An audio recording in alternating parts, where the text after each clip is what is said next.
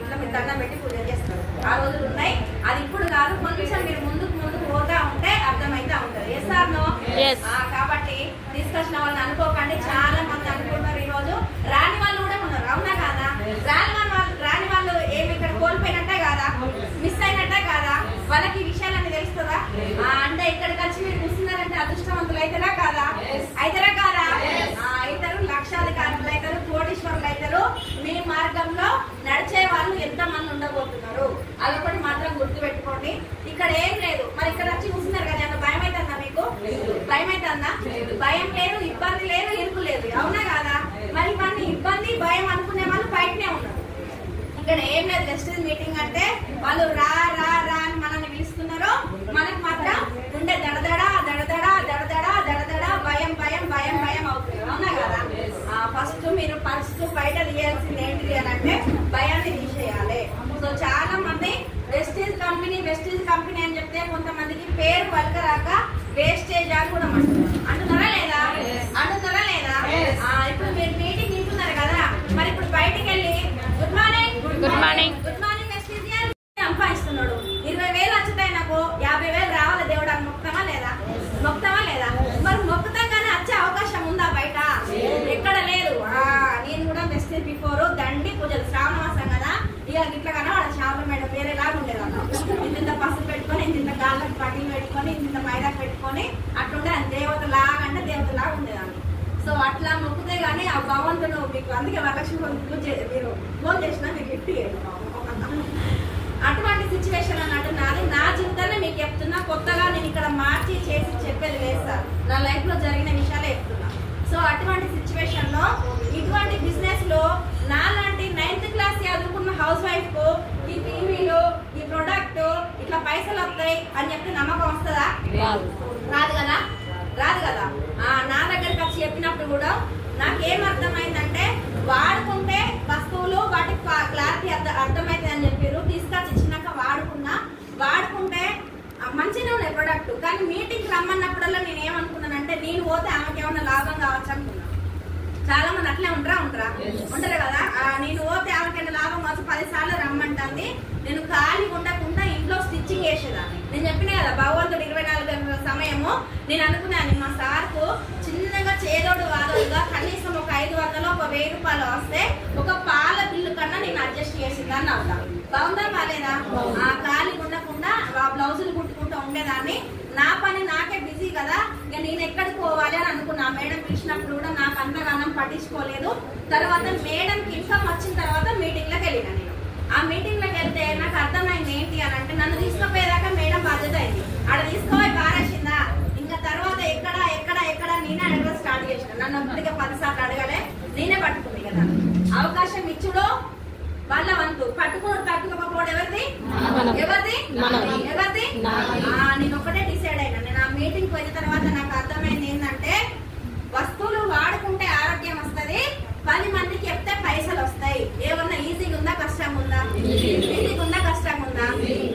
ఇది కూడా మనం చేయలేకపోతే మన బతుకులు వేస్ట్ అని నేను అర్థం చేసుకొని ఏం చేసిందంటే, చాలా మంది మాట్లాడారు, స్టూడెంట్స్ మాట్లాడారు, రిటైర్మెంట్ అయిన వాళ్ళు మాట్లాడారు, జాబర్స్ సింగర్ అండ్ జాబర్స్ మాట్లాడారు, రిటైర్మెంట్ అయిన వాళ్ళు, ఆల్రెడీ జాబ్ చేసే వాళ్ళు ఇక్కడ మాట్లాడుతూ ఉంటే నాకు అర్థమైంది ఏంటంటే, ఫస్ట్ ఆఫ్ ఆల్ ఇక్కడ పైసలు పెట్టుబడి లేదు. అవునా కాదా? నాకు వెస్ట్ బిఫోర్ అనుకునేదాన్ని. మా సార్ నూకెళ్ళేది అన్నమాట, ఈ మిషన్ కొట్టుకుంటూ ఇంకొక నాకు ఎక్స్ట్రా ఇస్తారాకుల కంపెనీ చేస్తున్నారు కదా, అదొకటి తీసుకొచ్చి పెడితే దీన్ని దాన్ని వేద్దాం అనుకున్నా. మరొకవేళ చేస్తే ఓ 2 లక్షలు 1 లక్ష రూపాయలు పెట్టుబడి పెట్టాలా పెట్టద్దా? మరొక లాభం వస్తుందా లాస్ వస్తుందా? తెలియదు. అవునా కాదా? అంటే 2 లక్షల రూపాయలు అక్కడ పెడుతున్నాం అంటే మన జుట్టు ఆడ పెట్టినట్టే. అవునా కాదా? అంటే ఇక్కడ నేను ఒక క్లారిటీ ఏం తీసుకున్నా అంటే, ఈ మట్టి బుర్ర కూడా నాకు అర్థమైంది అన్నట్టు. ఏమర్థమైంది? పైసలు పెట్టుబడి పెట్టకుండా ఇక్కడ వస్తువులు వాడుకుంటున్నాం.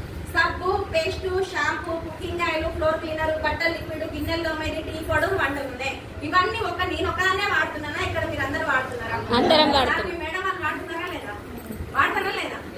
ప్రతి ఒక్క ప్రొడక్ట్ మనము ఇక్కడ లేడీస్ కైనా జెంట్స్ కైనా, ఇవాళ పుట్టిన పిల్ల దగ్గర నుంచి రేపు చనిపోయే వ్యక్తి దాకా ప్రతి ఒక్క ప్రొడక్ట్ మనకు అవసరమే. Yes or no?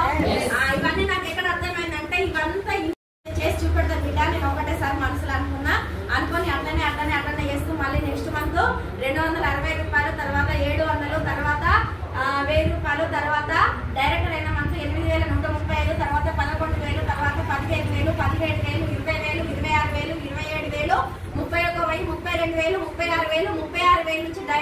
చెక్కు 72,000 పోయింది.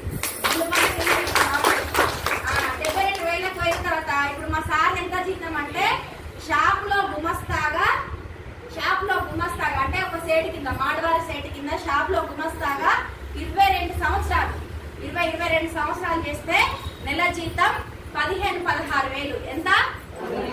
15-16,000 కూడా నాకు తెలిసినప్పుడైతే మా సార్ నా పెళ్ళైన కొత్తలో ఒక 5,000 ఉండే మా సార్. ఆయన 800 కాడ నుంచి 500 కాడ నుంచి వేసుకుంటూ వస్తున్నాడు. సైకిల్ మీద పోయేది మా సార్. అట్లా చిన్న చిన్నగా వేసుకున్న తర్వాత బండి కొడుతున్నాడు.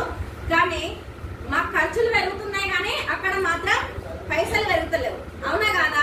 ఇస్తారా? అక్కడ మనం అనుకున్న దానికి సాటిస్ఫాక్షన్ అయ్యానికి ఇస్తారా? అక్కడ ఇవ్వరు. అది కాక మాకు దసరా లేదు, దీపావళి లేదు, పండగ లేదు, పబ్బం లేదు, ఏది లేదు. దీపావళి పండుగ వచ్చిందంటే అది మాడవాళ్ళు కదా, ఇక మొత్తం పోయి దీపావళి పండుగ మా సార్ ఆడ చేయాలి. మా పిల్లలు డాడీ బాంబులు నీళ్ళు వేసుకోవాలి.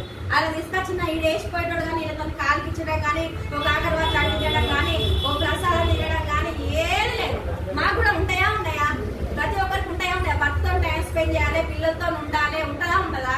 వినాయక చవితులు అప్పుడైతే నేను కొన్ని సందర్భాలలో మా సార్ చాలా సార్లు అనేదాన్ని. నాకు అది గుర్తుకొస్తా ఉంటది. ఒక్క వినాయకుడి దగ్గర తీసుకపో, ప్రతి ఒక్కరు పోతా ఉంటారు. అంటే మా సార్కి అదే లోపం, అదే షాప్ చూసుకోవాలి, అదే అట్లనే జరిగిపోతా ఉన్నది జీవితం. నిజంగా 72,000 వచ్చినాక మా సార్ చెప్పిండట. ఏమని చెప్పిండంటే ఇన్ని రోజులు షాప్ లో గుమస్తాగా పొద్దున 9 గంటలకు పోతే నైట్ 11కి వచ్చేస్తారు మా సారు. మధ్యాహ్నం అన్నానికి వచ్చినా కూడా అన్నం తిని ఇట్లా నా కొడుకు చేయి దుడుచుకొని వెళ్ళిపోయారు మా సార్. అటువంటి జీవితం. జ్వరాలు వచ్చినా ఏది వచ్చినా పట్టించుకోకపోవు. ఇంకా సాలయ్యా నీ దగ్గర చేసిన కాడికి నా భార్యకు అక్కడ వెస్టిల్ కంపెనీలో 72,000 వస్తున్నాయి. నా భార్య నన్ను బానిస నుంచి ఇప్పుడు జైలు సంఖ్యలు తెంపి వెలుగులోకి తీసుకొచ్చింది, నాకు స్వేచ్ఛ వచ్చింది, ఇంకా చాలని చెప్పి అప్పుడు నిజంగా అది కోటప్పకొండ మీటింగ్ బూట్ క్యాంప్కి వెళ్ళినాం మేము. అక్కడే మా చెక్కు రిలీజ్ అవ్వడం జరిగింది. గురువుగారు ఆశీర్వాదాలు కూడా తీసుకున్నాం. అప్పుడు మా సార్ ఏం చేసిండంటే ఆయన చేసే పనికి 22 సంవత్సరాలు చేసినందుకు బానిసలా ఉండదా? వాళ్ళు ఇక ఫోన్లు చేసినా నువ్వు ఎందుకు వస్తలేవు రమేష్ అని ఇక నేను రాను అని చెప్పి వదిలేసి ఇప్పుడు భార్య భర్తల మిత్రం ఫుల్ టైం చేస్తున్నాము. వెస్టేజ్ లో 1 ఇయర్ నేను నిలబడితే హైయెస్ట్ ఇన్కమ్ 1,11,000 తీసుకోవడం జరిగింది. బాగుందా? బాగాలేదా? నేను ఒక్కదాన్నే తీసుకోవడం కాకుండా నా టీమ్ లో ఇప్పుడు మాట్లాడేది కదా పెద్దపల్లి సీన్ సార్కి ఎంతో కొంత, మన సత్యవతి మేడం, నాగవాణి మేడం కానీ ఇంకా ఇట్లాంటి లీడర్స్ మంచిర్యాలలో ప్రేమలత మేడం ఉన్నారు. ఆ మేడం చదువు రాదు, ఇప్పుడు పుష్ప మేడం మాట్లాడింది కదా అట్లనే ఆ మేడం కు 61,000 రూపాయలు ఇన్కమ్ తీసుకోవడం జరిగింది. మొన్న పద్మ మేడం 29,000 తీసుకోవడం జరిగింది. ఇంకా 10,000, 5,000 గుర్తులేవు చాలా మంది మెంబర్స్ మేము. ఒకప్పుడు నాకే పైసలు రాలేదు, ఇప్పుడు నా టీం ఎంత మందికి వస్తానే కూడా నాకు గుర్తుండలేదు. మారిందా? మారలేదా జీవితం? నన్ను మా పిల్లలు, మా అత్త మామ నన్ను ఏమన్నారంటే నువ్వు చెయ్యవు, నేను కన్న పిల్లలు కూడా నన్ను అన్నారు, అమ్మా నువ్వు చెయ్యలేవు, నీతో కాదు అని అంటే నేను ఏం చేసేదాన్నంటే మా పిల్లల ఎట్లనైనా ఎవరికైనా చెప్పాలి. ఇవాళ మీటింగ్, గురువారం మీటింగ్ అంటే నేను తీసుకుపోయి ఒక్కరినైనా కూర్చోబెట్టాలని నేను ఏం చేసేదాన్ని. మనం ఎవరికైనా చెప్పకపోతే ఎవరు రారు కదా, మన దగ్గర ఉంటే ఎవరు వస్తారు. నేను ఏం చేసేదాన్నంటే మా పిల్లల ఫోన్ నెంబర్లు ఉంటాయి కదా వాళ్ళ ఫ్రెండ్స్ కి, ఆ నెంబర్లు తీసుకుని దొంగచాటుగా వాళ్ళ మమ్మీలకు ఫోన్ చేసేదాన్ని. ఇట్లా వెస్టిల్ కంపెనీ అక్క మీరు ఒకసారి రండి అక్క, బాగుంటది, ఇట్లా ప్రొడక్ట్ మంచిగా ఉంటాయి అక్క అని చెప్పేదన్నమాట. వాళ్ళు ఏమంటారు, ఈ పిల్లలు మళ్ళీ స్కూల్ పైన అక్కడ మాట్లాడుకుంటారు కదా, ఏం మాట్లాడు, అరే మీ మమ్మీ అట మాకు ఫోన్ చేసిందిరా, మా మమ్మీకి ఫోన్ చేసిందిరా అని చెప్పేవాళ్ళు. వీళ్ళు ఇంటికి వచ్చిన అన్నటోళ్ళు కదా, మమ్మీ నువ్వు వాళ్ళకి ఎందుకు ఫోన్ చేసినావే, నాకు పరువు తీస్తున్నావే నువ్వు వెస్టిల్ గురించి చెప్పి అని అన్నప్పుడు చాలా సందర్భాలు నేను అన్న పిల్లలే కదా వెస్టిల్ గురించి చెప్తే ఎందుకు ఇంత ఫీల్ అవుతారు వీళ్ళు. తెలుసా తెలియకనా? ఇక్కడ వెస్టిల్ విలువ కూడా అంతే. 5,000 రూపాయల లోటు ఆ బాబు చేతికి ఇస్తాం, కిందేస్తాడా పట్టుకుంటాడా, కిందేసి తొక్కి చింపి పాడేస్తాడు. ఇక్కడ వెస్టిల్ కూడా అంతే. తెలియని వాళ్ళకు తెల్లపిండి, తెలిసిన వాళ్ళకు గాను పిండి. అయితే తర్వాత అట్లనే చెప్పే మా పిల్లలు ఇప్పుడు అంటున్నారు కదా స్కూల్లో పిల్లలకి చెప్పుకుంటారు, మా అమ్మకు 1,00,000 రూపాయలు వస్తున్నాయిరా వెస్టిల్లో, మా మమ్మీ బిజినెస్ చెప్తుంది, మమ్మీ మా ఫ్రెండ్ వాళ్ళ మమ్మీ ఒక్కరోజు నిన్ను రమ్మంటాను, నీ అపాయింట్మెంట్ ఏ రోజు దొరుకుతుందని అడుగుతుంది మా బిడ్డ. బట్టి ఇప్పుడు దాదాపు 4 నెలలు డీలే వేసుకుంటూ వస్తానా, మీకు ఈ రోజు హాలిడేస్ వచ్చి వస్తా బిడ్డ, ఇంకో రోజు వస్తా బిడ్డ అని చెప్పుకుంటూ వస్తున్నా. ఇప్పుడు నాకు టైం దొరకలేదు వాళ్ళకి పోయి కలవడానికి. సో అంటే ఏంటంటే జీవితం